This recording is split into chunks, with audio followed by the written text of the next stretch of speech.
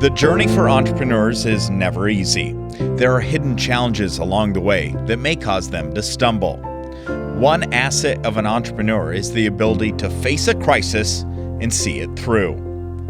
Tyson and Anne Greenwalt have seen challenges. They know what it takes to get by and will do whatever is necessary to succeed. The Greenwalts married in September of 2006. Soon after, with a baby on the way, they would face their first challenge. It was a whirlwind of a year. We were married in September, and Tyson got laid off in Des Moines a few months later. So that was kind of the first, here we go, just got married, just bought a house. All right, we can make it through this, And then I got laid off right after the first of the year, and this is kind of when the recession was starting to come up on us. So then I'm like, oh my gosh, I'm pregnant, and neither one of us have a job. And about 10 days later, I had Tristan, our oldest, and he was 10 and a half weeks early. So obviously we just, poured everything into him at the moment. He was at the NICU at blank. With the child in the hospital, the bills were beginning to pile up. Tyson knew that he needed to find a way to support his new family. That's when Tyson just got to work. He got busy. He thought of, what do I got to do to make money? And really provided for us. And that's kind of where his first business, Green Line Construction, came from, was just out of the necessity to, provide for ourselves. Green Line Construction became the family's source of income. Tyson stayed busy with the company specializing in boulder walls, dirt work, and sewer construction. The transition came naturally to Tyson after growing up in the construction industry. My dad had dozers and dump trucks since I was this tall, and it was kind of in our blood. I worked construction when I got out of school and kind of just fell into it, I guess. While Tyson provided for the family, Anne focused on getting their son Tristan out of intensive care. My next thing was just to get my child out of the NICU, and then I went to work. We had him in January. I went back to work in March for a new company, and I did events, so it was a lot of travel, which was really difficult with having a little baby. Even with both Tyson and Anne getting back to work, money was still thin.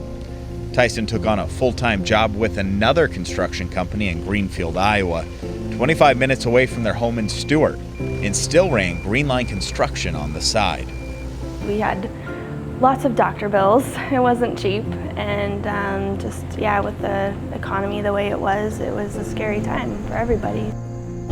Tyson and Anne survived their first challenge.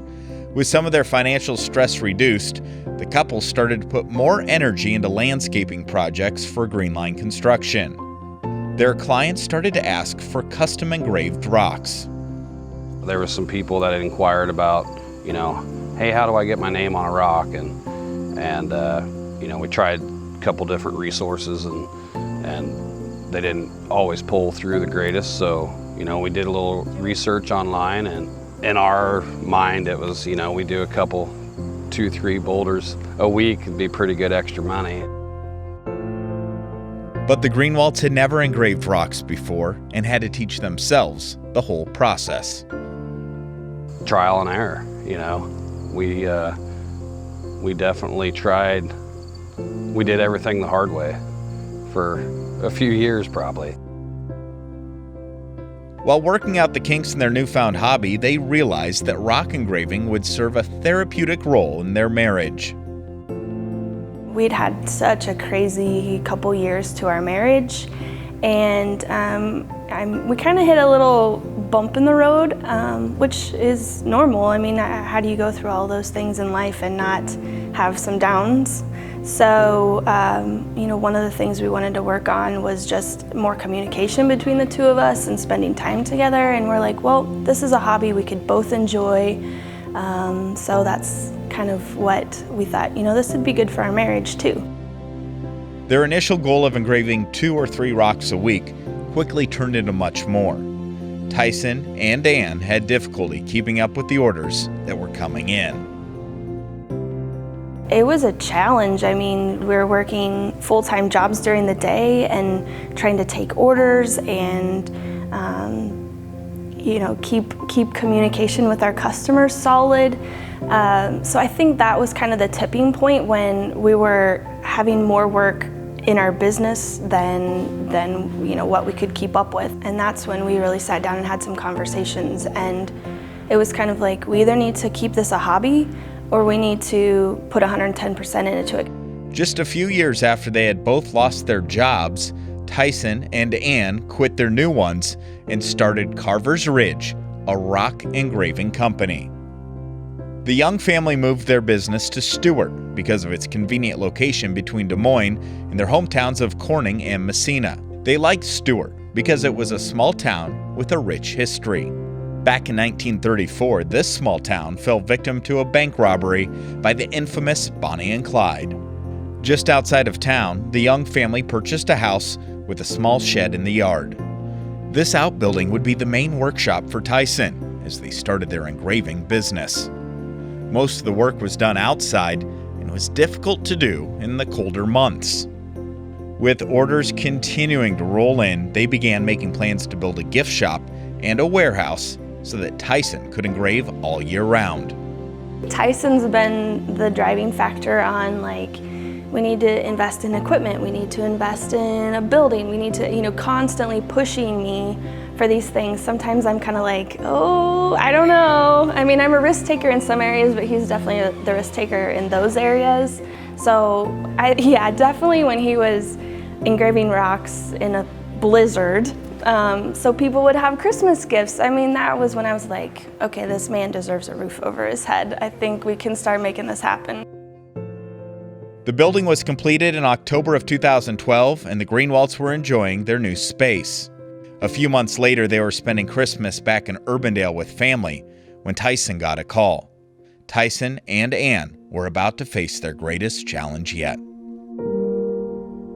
On the other end of the line was their office manager. They gave Tyson the news that Carver's Ridge was on fire. Got a phone call. There was smoke coming out of the ceiling, and we flew out here, and the fire department was called, and it was just, that was probably, that was bad. Tyson drove out to check things out, and that's when he called me back, and I could hear it in his voice that it wasn't good, It was just so disheartening to just kind of see all the fire trucks when you pulled in and smoke, and the next day when you open up the door and just smoke is coming out of your business. All the products that we'd worked so hard on, it's not just that, we're making products. It's been time away from our kids or our kids being here while we're working. They've had to make sacrifices too. The fire destroyed a large portion of the new building, but the struggle did not end there. Tyson and Anne found out that they were not properly insured against fire damage and now faced a decision. Did they close Carver's Ridge, or did they empty their savings and start from the very beginning? I was ready. I definitely have to say, ready to throw in the towel.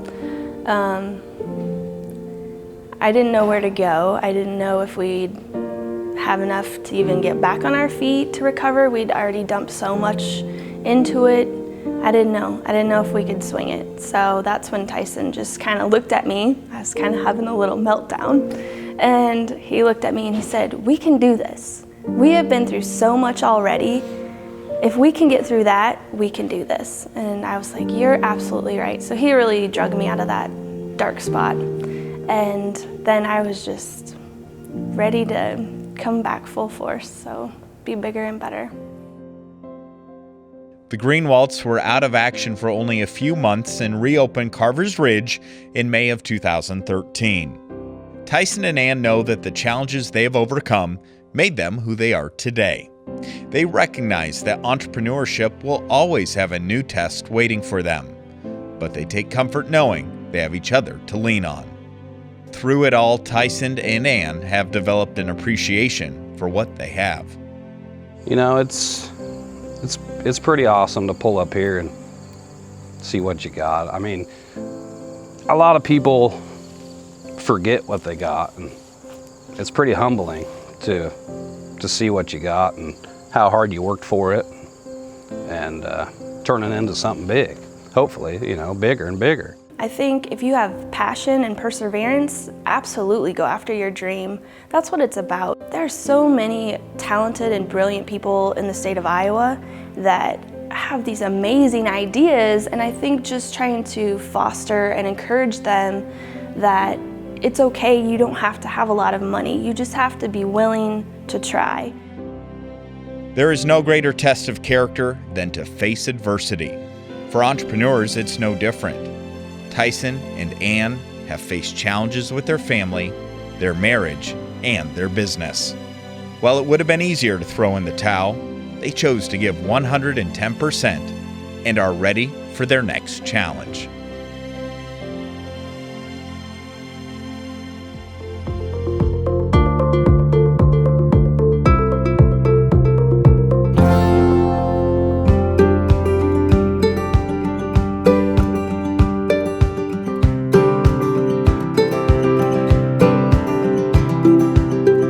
The merging of the Cedar and Iowa rivers in southeast Iowa is the small town of Columbus Junction.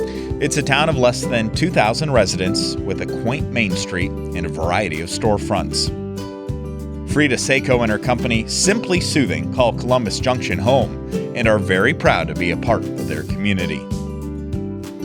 Freda, a 20-year employee of Monsanto, was on vacation to Springfield, Missouri and visited a company called Bath Junkies.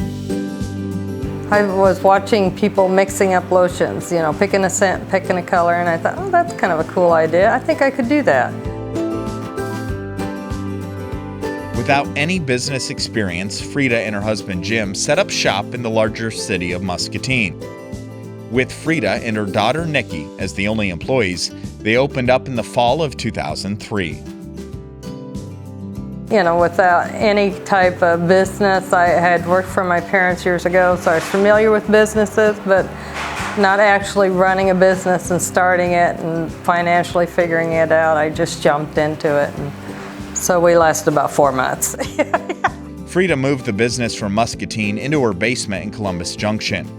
Soon after moving back home, a cosmetics company put in a large order for shea cream. The order allowed Simply Soothing to move out of the basement and into a storefront, this time on Main Street in Columbus Junction.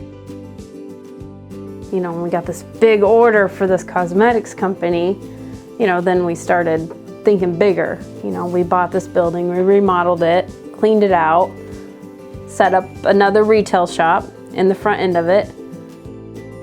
This time, Freda knew that she would need to work hard to keep the storefront. To diversify, Freda was playing around with unconventional products, one of which was an all-natural bug spray. I gave a bottle to my sister to try, and there were surveyors coming through because her place had been flooded out on the Cedar. And it was from the Carolinas, some big boys were coming through, and they were just being totally engulfed in gnats. And she went up and sprayed it on them, and they instantly went away. And they woke up their boss and said, "Get down there to that little shop in downtown Columbus Junction and buy us more." And he come walking in the next day, and he's looking around and he goes, "Do you have bug spray?" And I said, "How would you know I have bug spray?" Because I have like candles and, you know, air fresheners and girly stuff. And he said, "Well, I'll take everything you've got." And so that's kind of how it started out. For the next 3 years, the popularity of Bug Soother would continue to grow. Freda began to distribute Bug Soother in other local stores. And we had booths, like we had a booth in a store up in Quad Cities. We had one in Burlington, Washington, so we paid rent and we sold our products out of that booth. And then Jim and I started going to golf courses in the area. We went in with our product. First time we attempted to sell. Their marketing efforts had limited success, but one day at a store in Washington, Bug Soother started flying off the shelves. The story goes that somebody had a little kid's ball game. The mother went out and sprayed the umpire, and he'd been swatting at him, wearing his mask, and the next day the store sold out. They called us and said, "Your bug spray just sold out." And we said, "What are you talking about?" So we made up another little batch and it sold out. We made up another little batch and it sold out. For about 2 years, we just this is a fluke, We'd make a batch, which when I'm saying a batch was probably, maybe 4 gallons or something. That would be a batch to us. We'd get enough bottles to do that. We'd get the supplies to do it. And what kept happening was every time we'd do that, it would be sold out within a day or two. So then we'd hurry up, get more in, and do the same thing over and over and over again.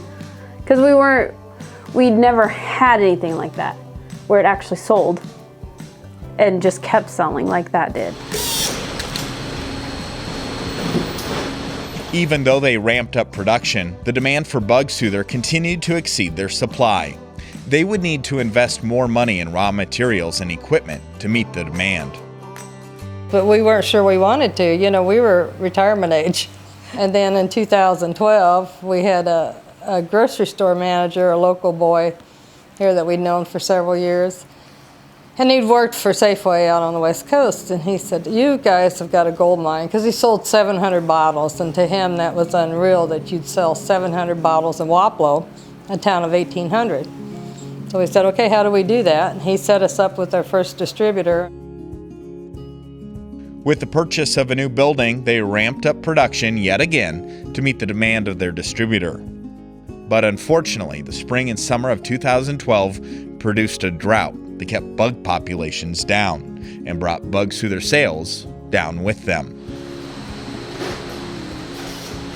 Yeah, we thought we'd made a mistake. We thought we had guessed wrong at it, but because I kept going back to that young man that said 700 bottles in a town of 1,800 people is unheard of. Freda and Jim wanted to make sure that they didn't jump into the 2013 season with larger-than-life expectations.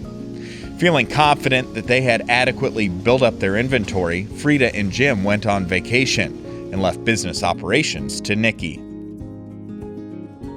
Got a phone call from Nikki and saying, "It has gone crazy."